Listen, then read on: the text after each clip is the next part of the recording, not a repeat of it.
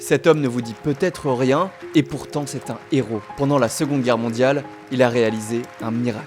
Is there anyone in our audience tonight who owes their life to Nicholas Winton? If so, could you stand up, please?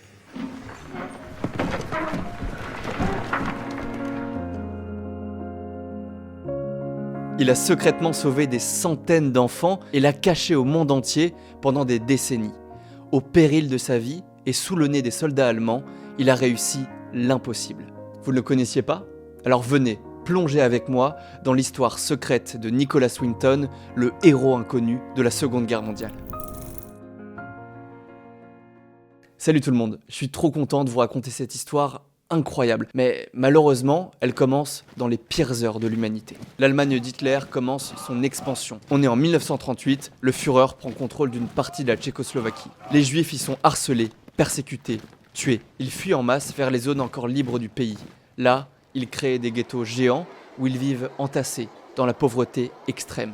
Dans le même temps, à Londres, c'est pas la même ambiance. Tout va bien, surtout pour ce jeune courtier en bourse de 29 ans. Lui s'appelle Nicholas Winton, il est à l'aise financièrement, et d'ailleurs il est justement en train de faire sa valise pour partir au ski avec son ami Martin Blake. Bref, il mène une vie de rêve. Mais ça, c'était avant ce coup de téléphone. Oui, allô ? Salut, c'est Martine. Oh, Martine, comment ça va ? J'étais justement en train de préparer ma valise. Alors, à propos de ça, je suis désolé, mais je vais devoir annuler notre voyage. Ah bon ? Pourquoi ? Je suis en Tchécoslovaquie, là, pour aider les pauvres gens parqués dans le ghetto. Et je peux pas partir, mais si tu veux, tu peux venir m'aider. Ah, ok. Tu sais quoi, j'arrive. On est en décembre 1938, Nicholas prend son billet et 2 jours après, il arrive à Prague. Il pose sa valise à l'hôtel et se rend directement dans les camps. Et à peine arrivé, ce qu'il voit le terrifie. Des gens, par milliers, mal nourris, malades, dormant dans le froid de l'hiver. La peur se lit dans leurs yeux. Ils le savent tous, ce n'est plus qu'une question de temps avant qu'Hitler n'envahisse la totalité de leur pays et ne les raye de la carte. Nicholas est désespéré. Il essaye d'aider le plus de personnes possible. Tiens, petit, nourris-toi. Et voyant son empathie évidente, les parents qu'il rencontre lui demandent une chose. S'il vous plaît, si vous ne pouvez pas me sauver moi, au moins sauvez mes enfants. Là, Nicholas se raidit. Il se rappelle un secret de famille, bien gardé. Parce que je vous ai pas tout dit sur Nicholas. Son vrai nom, c'est pas Winton, c'est Wertheim.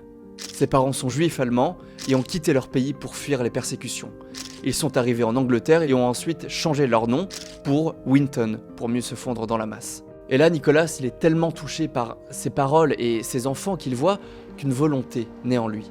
Il veut les sauver, tous les sauver. Il récolte alors l'identité de tous les enfants qu'il croise. Il note leurs noms, prend leurs photos. Son but, transporter le plus d'enfants possible dans les pays libres pour au moins qu'ils aient un avenir. En revenant à Londres, il envoie des lettres à des dizaines d'ambassades étrangères pour qu'ils l'aident à les prendre en charge. Sa volonté l'amène même à rédiger une lettre au président des États-Unis en personne, Franklin Roosevelt.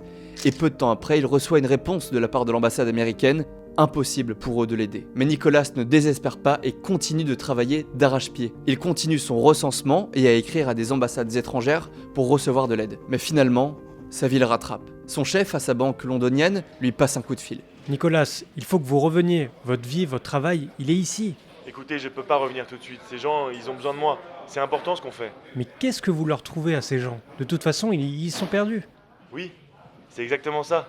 C'est pour ça que je dois continuer ce que je fais. Jour après jour, il reçoit des dizaines et des dizaines de familles venant le voir pour recenser leurs enfants. Nicholas arrive finalement à enregistrer plusieurs milliers d'enfants avec leurs noms et leurs photos. Et finalement, il obtient 2 réponses positives.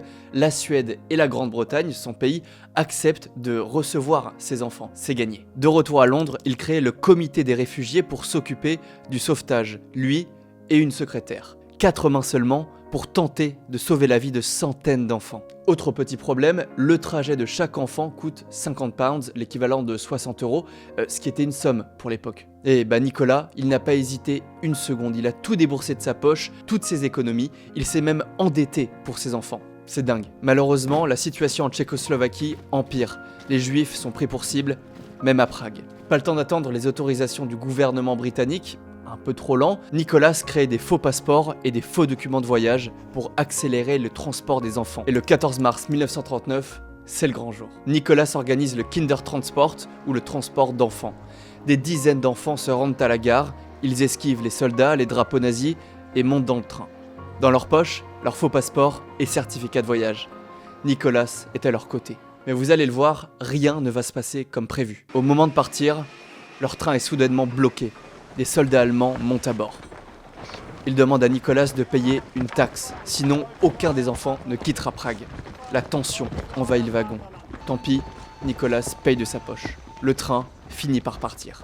Les enfants laissent leurs parents derrière eux, direction la Grande-Bretagne. Mais le lendemain, le train arrive à la frontière allemande. Il s'arrête brusquement en gare, de nouveau, des soldats débarquent. Cette fois, ils sont plus agressifs. Ils retournent les valises des enfants, les fouillent au millimètre. Tout le monde, même Nicolas, est paniqué. Est-ce qu'au lieu de les sauver, ils les auraient emmenés dans la gueule du loup? Mais après avoir vu leurs papiers, rien à signaler, les soldats finissent par descendre. Tout le monde est soulagé, le train repart et finit par atteindre la Grande-Bretagne. Enfin, des dizaines et des dizaines d'enfants sont sauvés. Et Nicolas, ce héros, il a même réussi à trouver des familles adoptives pour chacun de ses enfants. Donc à leur descente du train, une famille les attend. C'est toi, Vera? Oui. Oh, ma petite, je suis là. On va prendre soin de toi, tout va bien se passer. Malgré leur déchirement énorme, Nicolas leur a offert le plus beau des cadeaux, la vie. Mais le lendemain de ce sauvetage héroïque, une actualité assombrit l'Europe. Le 15 mars 1939, Hitler entre dans Prague. Le destin des minorités tchèques se referme peu à peu. Pas de temps à perdre pour Nicolas, il doit se rendre à nouveau en Tchécoslovaquie et sauver le plus d'enfants possible. Et entre mars et août 1939, armé de ses faux documents et de sa volonté inébranlable, il arrive à faire partir 8 trains jusqu'en Grande-Bretagne. 669 enfants sauvés des nazis. Le miracle continue. C'est fou. Et bientôt, Nicolas organise un convoi encore plus gros, 250 enfants dans le même train au départ de Prague. Les enfants montent à bord, ils s'apprêtent à partir, mais tout à coup, tous les trains sont bloqués. On est le 1er septembre 1939, l'Allemagne vient d'entrer en Pologne, la Seconde Guerre mondiale est déclarée. Ce 9e convoi ne quittera jamais la gare. Les enfants prendront finalement la direction des camps de concentration. Nicolas ne se remettra jamais de cette tragédie, lui qui voulait tous les sauver. Il rentre chez lui à Londres et cette vaste opération de sauvetage, il va la garder secrète pendant des décennies. Le temps passe, il se marie, il a 3 enfants, mais ne racontera jamais à personne cette mission héroïque. Ce n'est que 50 ans plus tard, en 1979, que son histoire va sortir de l'ombre. Un jour, sa femme, Greta, se rend dans leur grenier. En faisant du rangement, elle tombe sur une sacoche en cuir qu'elle n'avait jamais vue. Étonnée, elle l'ouvre délicatement et en sort un carnet. À l'intérieur, elle découvre les noms des 669 enfants sauvés, transportés depuis Prague jusqu'à Londres. Bouche bée, elle confronte son mari. Il lui racontera toute son histoire. Mais évidemment, ça ne s'arrête pas là. Pour le féliciter et rendre publique son action héroïque, elle va lui réserver une petite surprise. Elle appelle la BBC et leur raconte son histoire. La chaîne, abasourdie, contacte ensuite discrètement une partie des enfants sauvés, devenus adultes. L'émission est programmée, Greta demande donc à son mari d'y assister en usant de divers prétextes. Il ne se doute de rien, et la suite, je vous laisse la regarder. But back here is the list of all the children. This is Vera Diamant. Vera Gissing is with us here tonight. Hello, Vera. And I should tell you that you are actually sitting next to Nicholas Winton.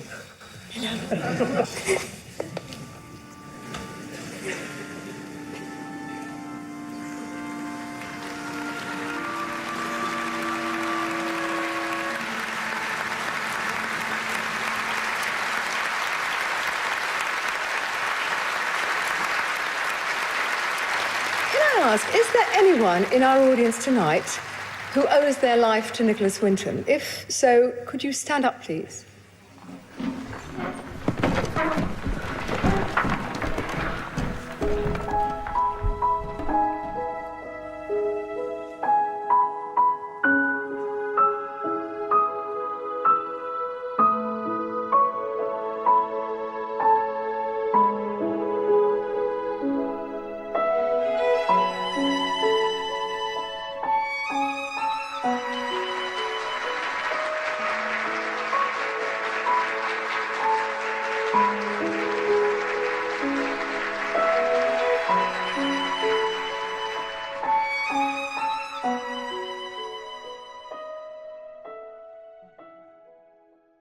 Merci d'avoir regardé cette vidéo, j'espère qu'elle vous a plu. Cette histoire, elle est incroyable, ça m'a fait trop plaisir de vous la raconter. C'était le premier épisode de ce nouveau format consacré aux histoires incroyables mais qui sont encore trop peu connues. Donc si vous avez des récits de ce genre qui vous tiennent à cœur, n'hésitez pas à les mettre en commentaire pour qu'on puisse les raconter. En tout cas voilà, n'oubliez pas de vous abonner à notre chaîne si ça vous a plu et moi je vous dis à une prochaine fois.